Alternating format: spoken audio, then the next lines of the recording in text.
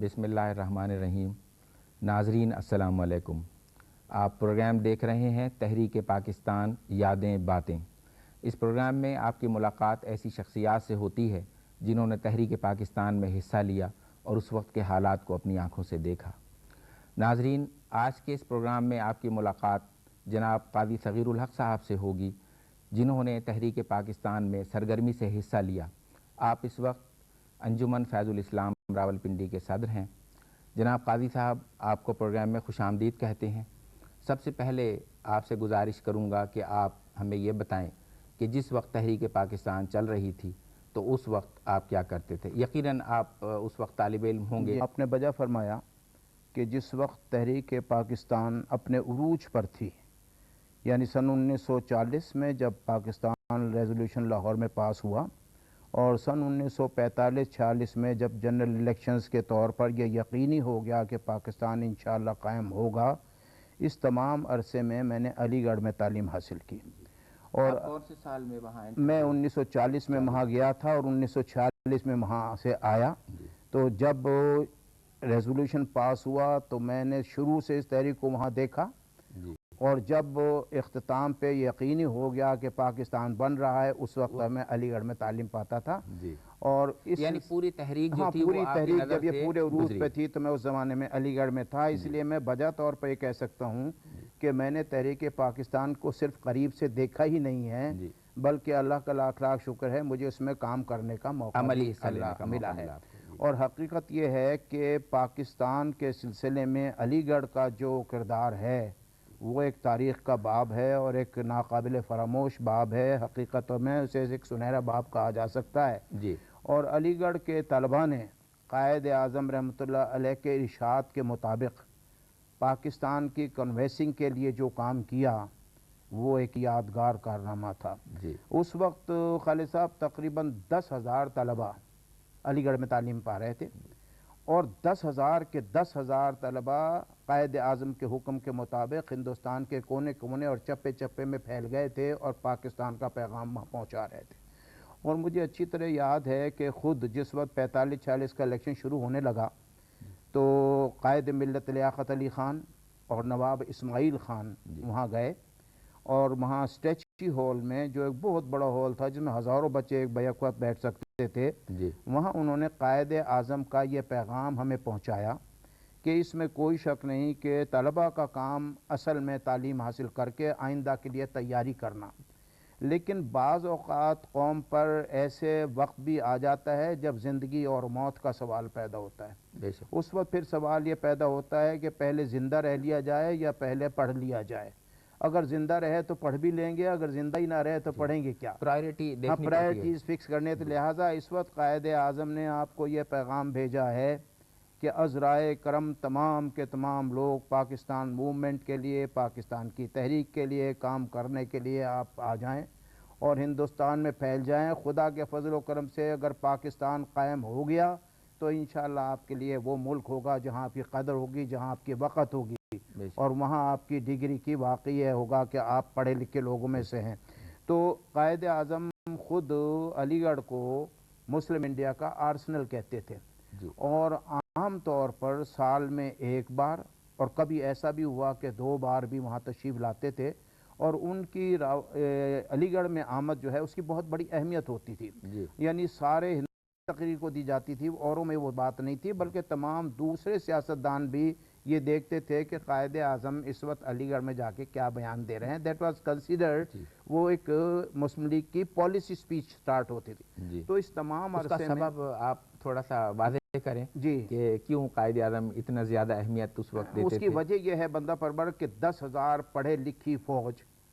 قائد اعظم کے اشارے پر بغیر کسی معاوضے کے کام کرنے کے لیے تیار ہو، اور جو بجا طور پر پاکستان کے آئیڈیاز کو اور پاکستان کی تحریک کو صحیح طور پر لوگوں پر پہنچا سکیں، دوسری جگہ میں ایک چھوٹی موٹی جگہ میں یہ چیز میسر ہی نہیں ہو سکتی تھی۔ تو اس واسطے میں نے تقریباً مسلم لیگ کے تمام اکابرین اکثر و بیشتر علی گڑھ آتے تھے، سبھی کو سننے کا اور سبھی کو دیکھنے کا موقع ملا، اور خصوصی طور پر قائد اعظم رحمۃ اللہ علیہ کو تو میرا خیال یہ ہے کہ کوئی شخص ایسا ہوتا ہوگا کہ جب ان کی آمد ہوتی ہو اور وہ وہاں نہ پہنچتا ہو جی تو ہم یہ سمجھتے تھے کہ قائد اعظم کو دیکھنا ہی ہمارے لیے ایک قسم کا جوش اور ولولہ اس سے پیدا ہوتا تھا۔ قاضی صاحب آپ نے 45 اور 46 کے الیکشنز کا ذکر کیا جی تھا، ہاں، جی ہاں، تھوڑا سا اس کے بارے میں بھی بتائیے۔ وہ بڑی غضب کی چیز ہے۔ اس کی وجہ یہ ہے کہ میں عرض کروں اس زمانے میں ایم اے فائنل میں پڑھتا تھا، اور جب خان لیاقت علی خان اور نواب اسماعیل خان صاحب نے قائد اعظم پر یہ پیغام پہنچایا تو ایمان کی بات یہ ہے مجھ میں تھوڑا سا کچھ متزلزل سا حساب تھا۔ میں نے کہا فائنل امتحان بالکل قریب آ گیا ہے، 2-3 مہینے میں امتحان ہونے والا ہے۔ تو میرے وارڈن صاحب نے خاص طور پہ مجھ سے پوچھا کہ بھائی میں سینئر ہاؤس ماسٹر بھی تھا اپنے ہاسٹل کا، میں ایم ایم ہاسٹل میں رہا کرتا تھا اور اس کا سینئر ہاؤس ماسٹر بھی تھا۔ وہ کہا بھائی آپ کہاں جا رہے ہیں کام کے سلسلے میں؟ میں نے کہا جی 2 مہینے کے بعد تو میرا امتحان شروع ہونے والا ہے۔ انہوں نے کہا کل آپ نے لیاقت علی خان کی تقریر نہیں سنی تھی؟ میں کہاں سنی تھی، اور اگر آپ سینئر ہاؤس ماسٹر کے حیثیت سے خود نہ جائیں گے تو دوسرے کون جائے گا؟ تو پھر میں نے کہا کہ جی کچھ تھوڑی سی مجھے تکلیف بھی ہے، کہنے کہ بڑا اچھا موقع ہے، آپ فوری طور پر جائیے، آپ کو اگر یہ تکلیف جو ہے نا تو یہ آپ تھوڑی سی وہ جو اپنی ہوتی ہے دوائی پیلی سی وہ کہتی ہیں میں، وہ اس کے غرارے کیجئے،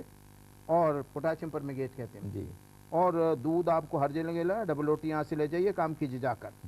میں نے کہا کہ بندہ پرور مجھے پولیٹیکل تقریر کرنے کا تو تجربہ نہیں ہے، تو میں بتانا چاہتا ہوں کہ اس وقت ہر مسلمان کس طریقے سے اس کے لیے کام کر رہا تھا۔ ان کا اس کی میں آپ کو باقاعدہ ٹریننگ دلا دیتا ہوں۔ اب اندازہ لگائیے خالد صاحب ٹریننگ ہماری کیسی ہوئی۔ ڈاکٹر سر ضیاء الدین مرحوم ہمارے وائس چانسلر ہوتے تھے، اور ہمیں ان کے ساتھ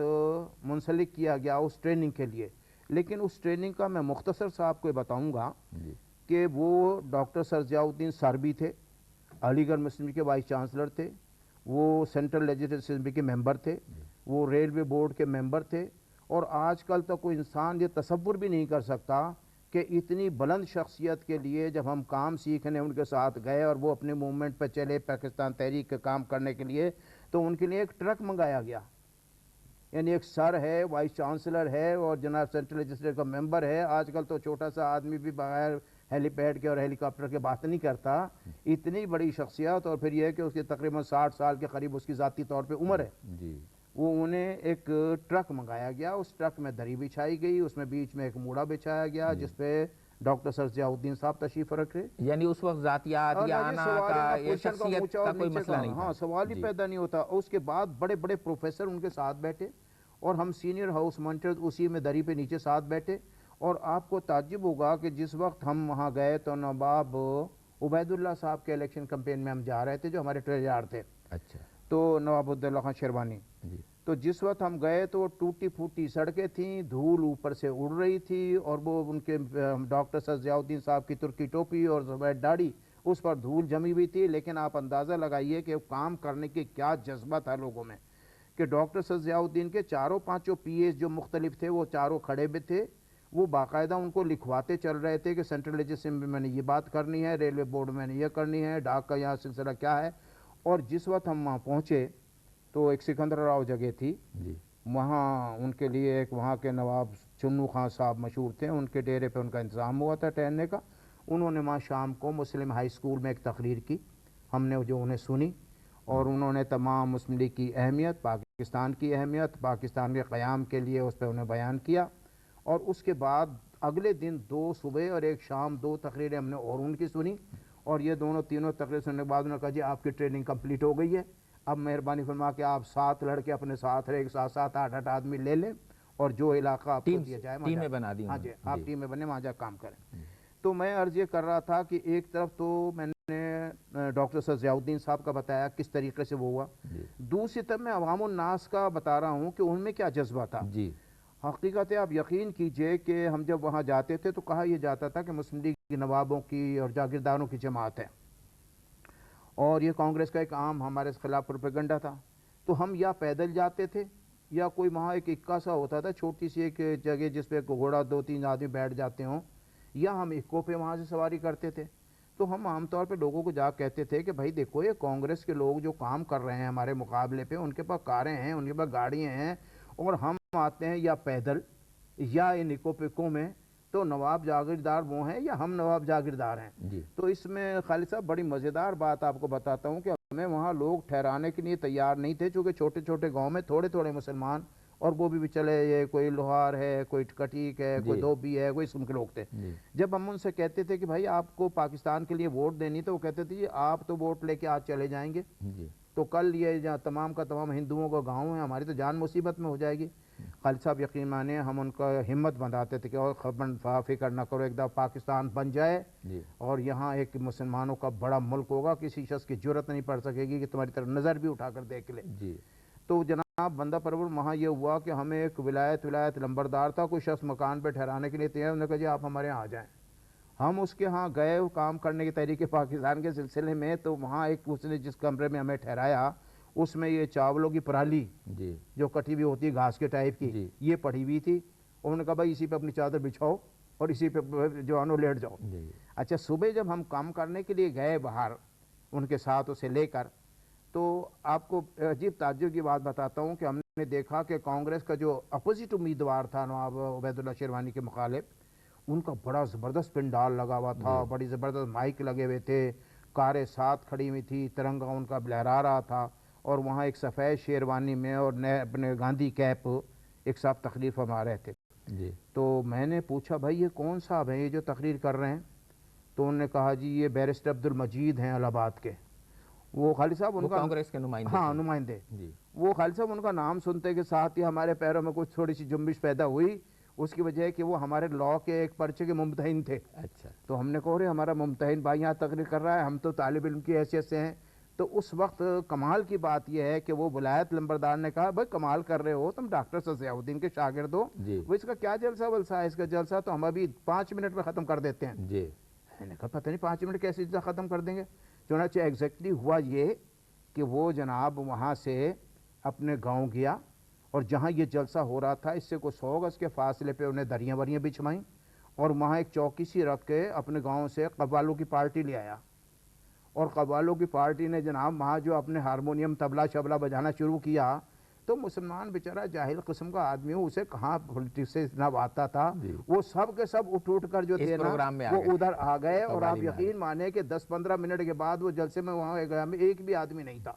چنانچہ جناب انہوں نے فوراً اپنا بستر بوریا ناپا، اور وہ بغیر ہڈ کی جو کار تھی اس میں سامان امان رکھا، اور ہم نے یہاں سے لگوایا نعرہ کہ پاکستان زندہ باد اور مسلم لیگ زندہ باد، اور لے کے رہیں گے پاکستان۔ اور چنانچہ جب وہ وہاں سے روانہ ہو گئے تو وہ اس نے ولایت نمبردار نے 5 روپے ان قوالوں کو دیے اور کہا بچاؤ تمہارا کام ہو گیا، اور ہم سے کہا لیجیے جناب آپ کا جلسہ تیار ہے، آپ تقریر فرمائیے۔ تو میں نے خود چونکہ میں لیڈر تھا اس کا لہٰذا میں نے پہلے اقبال کا ترانہ پڑھا، مسلم ہم وطن سارا جہاں ہمارا، اور اس کے بعد ہمارا وہ سلسلہ تقریر لگا۔ تو میں یہ بتا رہا تھا کہ جہاں پڑھے لکھے لوگ، ہم پڑھے لکھے شمار ہو سکتے تھے، ایم اے پڑھتے تھے، تو ہم بھی تھوڑے سے اس فکر میں تھے کہ بھائی یہ تو اتنا بڑا جلسہ ہم کیا کریں گے، لیکن ایک معمولی آدمی جو اتنا پڑھا لکھا نہیں تھا اپنے تجربے کی بنا پر اس نے وہاں وہ کامیابی حاصل کی۔ یعنی جو شخص جس مقام پہ بھی تھا، جس حیثیت میں بھی تھا، اس نے اپنی بہترین صلاحیتوں کا مظاہرہ کیا، تو ایمان کی بات۔ لیکن بھائی صاحب آپ نے ابتدا میں ذکر فرمایا تھا قائد اعظم کا، اور آپ علی گڑھ اولڈ بوائز ایسوسیشن راولپنڈی کے صدر بھی ہیں، تو علی گڑھ کے حوالے سے آپ نے کہ قائد اعظم وہاں آتے تھے، آپ کو یقیناً ان سے ملاقات کا شرف حاصل ہوا ہوگا، تقریریں سننے کا تو کئی بار ہوا ہوگا، تو تھوڑا سا اس حوالے سے ہمارے ناظرین کو بتائیے۔ بہت ہی اہم اور بہت ہی دلچسپ واقعہ ہے، اور اس میں کوئی شک نہیں کہ قائد اعظم کو دیکھا تو بارہا ہے، تقاریر بھی بارہا مرتبہ ان کی سنی ہے، لیکن جو ذاتی اور ایک اہمیت چیز والی جس سے پتہ چلتا ہے کہ قائد اعظم رحمۃ اللہ کی ذاتی شخصیت کیا تھی، اور اس میں تو کوئی شک نہیں کہ وہ ایک نہایت ہی اعلیٰ درجے کے قانون دان تھے، وہ ایک عمدہ طرح کے پارلیمنٹیرین تھے، وہ ایک بہترین سیاست دان تھے، ایک اسٹیٹس مین تھے، لیکن اس کے ساتھ ساتھ قاعدے اور قانون کی پابندی کے متعلق جو چیز میں عرض کرنا چاہوں گا وہ آپ یقینی طور پہ باعث دلچسپی ہوگی، وہ یہ ہوا کہ جب وہاں الیکشنز کے ٹکٹ تقسیم ہو رہے تھے تو ہمارے وائس چانسلر پروفیسر A.B. حلیم نے اس کے لیے اپلائی کیا، لیکن اتفاق کی بات یہ ہے کہ باوجود اس کے کہ 10,000 طلبہ پاکستان کے لیے کام کر رہے تھے، وہ کسی چھوٹے موٹے بورڈ نے وہ ٹکٹ جو تھا ایک ایسے شخص کو دے دیا جو وہاں کپڑے کا کوئی کاروبار کرتا تھا۔ تو ہم نے کہا بھئی دیکھو یہ 10,000 آدمی ہم کام کر رہے ہیں فری بغیر فی سبیل اللہ اور اپنے ملک اور قوم کے لیے، اور یہ ہمارے پرو وائس چانسلر کو ٹکٹ بھی نہیں ملا۔ تو تقریباً کوئی ہم 300-400 آدمی لڑکے اپنی شیروانی وغیرہ نکالی پہنے ہوئے، ترکی ٹوپی اور لگائے ہوئے، جو وہاں کا مخصوص ڈریس تھا، ہم وہاں سے دہلی گئے قائد اعظم رحمۃ اللہ علیہ سے خاص طور پہ اس سلسلے میں ملنے کے لیے۔ جی ہاں، تو مجھے اچھی طرح یاد ہے پہاڑ گنج میں مسلم لیگ کے دفتر میں قاضی عیسیٰ خان صاحب مرحوم نے ہمیں ریسیو کیا تھا، اور ہم صبح تقریباً کوئی 10 بجے کے قریب سینٹرل لیجسلیٹو اسمبلی دہلی پہنچ گئے۔ اب وہاں 400 کے قریب لڑکے جو تھے وہ اپنی تمام اس ڈریس میں، اور وہاں نعرے لگ رہے تھے کہ لے کے رہیں گے پاکستان، اور بن کے رہے گا پاکستان، اور بٹ کے رہے گا ہندوستان۔ تو وہ تمام ایک توجہ کا مرکز تھا، اور سب لوگ جو 400 آدمی تو دیکھ رہے تھے کون پتہ جی علی گڑھ کے لڑکے آئے ہیں۔ خیر جو خاص بات تھی وہ یہ تھی کہ جب اسمبلی کا اجلاس ختم ہوا تو ہم باہر کھڑے ہوئے تھے کہ اب قائد اعظم تشریف لائیں گے تو ہم ان سے بات کریں گے۔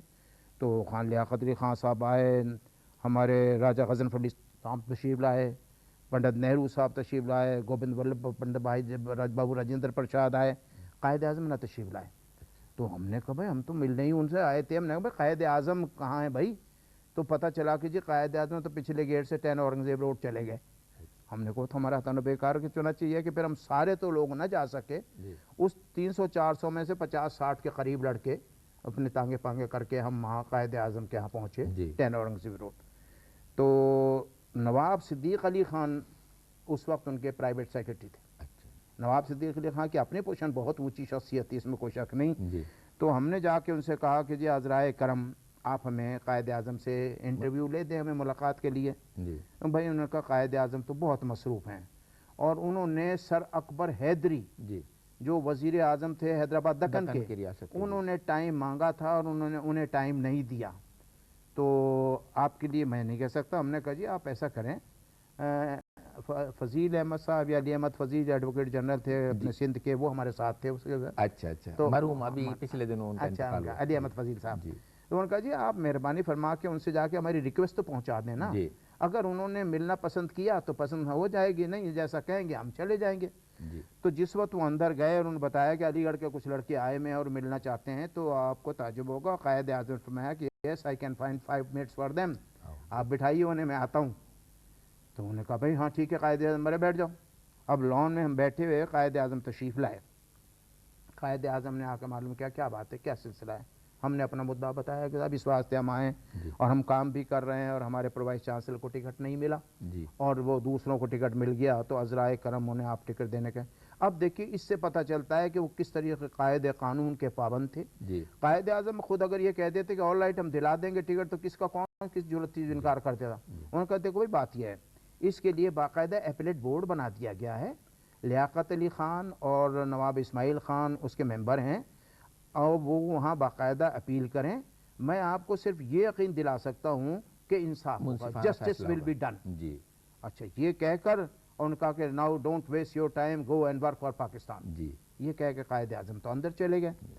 اس کے بعد جب نواب صدیق علی خان صاحب باہر تشریف لائے تو ہم نے ان سے کہا کہ دیکھیے صاحب آپ تو کہتے تھے کہ وہ وقت نہیں نکال سکیں گے، دیکھیے انہوں نے ہمارے لیے وقت نکالا، اس سے اندازہ ہوا کہ نوجوانوں کی اور طالب علموں کی کتنی اہمیت تھی۔ دیکھیے انہوں نے جو بات بتائی، انہوں نے کہا بھائی یہی بات نہیں ہے، میں نے خود قائد اعظم سے معلوم کیا کہ قائد آپ نے سر اکبر حیدری کو ٹائم نہیں دیا، ان کے لیے کہاں سے ٹائم نکال دیا۔ تو انہوں نے یہ فرمایا